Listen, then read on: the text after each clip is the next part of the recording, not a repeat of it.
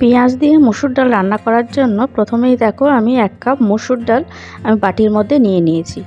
তো মসুর ডালটাকে আমি খুব ভালো করে এবারে ধুয়ে নেব। তো মসুর ডালটা আমি ধুয়ে নিয়েছি আর এর মধ্যে আমি সেদ্ধ করার জন্য পরিমাণ মতন জল দিয়ে দিয়েছি আর দিয়েছি সামান্য একটু নুন দিয়ে দেখো আমি খুব ভালো করে মসুর ডালটা সেদ্ধ করে নিয়েছি।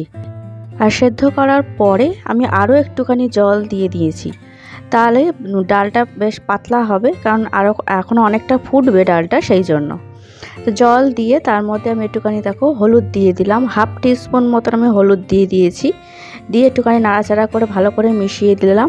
দিয়ে ডালটা আমি মিডিয়াম গ্যাসে ফুটতে দেবো বেশ কিছুক্ষণ। আর এদিকে দেখো আমি একটা বড় সাইজের পেঁয়াজ খুব ভালো করে মিহি করে কুচিয়ে রেখে দিয়েছি। পেঁয়াজটা এবারে ভাজতে হবে, সেই জন্য কড়াই আমি সর্ষের তেল নিয়ে নিয়েছি দেখো কিছুটা পরিমাণে। তো এর মধ্যে আমি পেঁয়াজটা এবারে দিয়ে দিচ্ছি। এবারে পেঁয়াজটা আমি খুব ভালো করে একটু ভেজে নেবো। গ্যাসটা মিডিয়াম করেই ভাজবো, তা না হলে আবার অতিরিক্ত পুড়ে যাবে। তো মোটামুটি ব্রাউন কালার করে পেঁয়াজটাকে একটু ভেজে নেবো। পেঁয়াজটা একদম অল্প ভাজলে কিন্তু আবার টেস্টটা ভালো আসবে না। তো সেই জন্য পেঁয়াজটা কিন্তু মোটামুটি ব্রাউন কালার করে ভাজতে হবে, ডিপ ব্রাউন না, লাইট ব্রাউন করে ভাজলেই হয়ে যাবে। তো দেখো পেঁয়াজটা কিন্তু একটা সাইড আমার সুন্দর বেশ ভাজা হয়ে গেছে। এবার একটু ভালো করে নাড়াচাড়া করে দিচ্ছি। এইবারে যেহেতু একটু শেষের দিকে আর কি পেঁয়াজটা, সেই জন্য আমি এখন একভাবে একটুখানি নাড়াচাড়া করে ভেজে ভেজে তুলে নেব।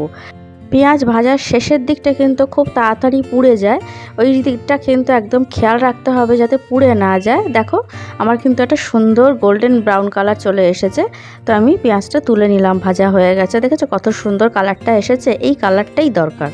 এবার ডালটা সাঁতলানোর জন্য আমি এবার ফোড়ন দিয়ে দেবো। তো ওই পেঁয়াজ ভাজা তেলের মধ্যে আরেকটু তেল দিয়ে তার মধ্যে দেখো আমি ফোড়নের জন্য একটা গোটা শুকনো লঙ্কা দিয়েছি, আর তেজপাতা দিয়েছি 1/2, আর দিয়েছি 1/2 টিস্পুন মতন 5 ফোড়ন দিয়ে ফোড়নটা বেশ ভালো করে সুন্দর করে অনেকক্ষণ ধরে আমি নাড়াচাড়া করে নিয়েছি। একটা ফোড়নের সুন্দর গন্ধ বেরিয়েছে। তারপরে যা দেখো হলুদ দিয়ে ডাল যেটা আমি সেদ্ধ করে রেখে দিয়েছিলাম ওটা দিয়ে দিলাম। দিয়ে আমি একটু ভালো করে নাড়াচাড়া করে নিচ্ছি, সুন্দর করে মিশিয়ে নিচ্ছি ফোড়নটার সাথে ডালটাকে ভালো করে একটু মিশিয়ে নিয়ে এইবারে এর মধ্যে আমি ভাজা পেঁয়াজ যেটা তুলে রেখে দিয়েছিলাম ওই ভাজা পেঁয়াজটা আমি দিয়ে দিলাম।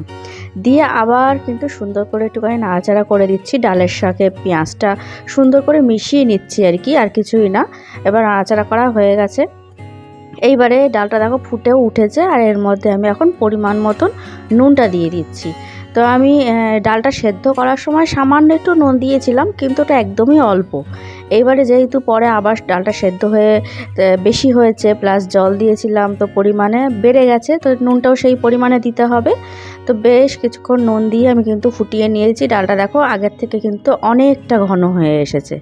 আর আমার নুন তো দেওয়া কমপ্লিটই ছিল, আগেই দেওয়া হয়ে গিয়েছিল। তো আমার ডাল কিন্তু রান্না একদম কমপ্লিট। তো নামানোর আগে আমি একটুখানি ধনেপাতা কুচি ছড়িয়ে দিলাম। অসাধারণ একটা সেন্ট বেরোয় এই ডালটা রান্না করার সময়। আর অবশ্যই কিন্তু ধনেপাতা কুচিটা কিন্তু লাস্টে দিতেই হবে, তবেই কিন্তু এর যে টেস্ট আসল সেইটা বেরোবে। এই ডালটা কিন্তু গরম ভাত দিয়ে খেতে অসাধারণ লাগে। তো ভিডিওটা ভালো লাগলে লাইক করে দিও, আমার চ্যানেলটা সাবস্ক্রাইব করে দিও। তাহলে টাটা।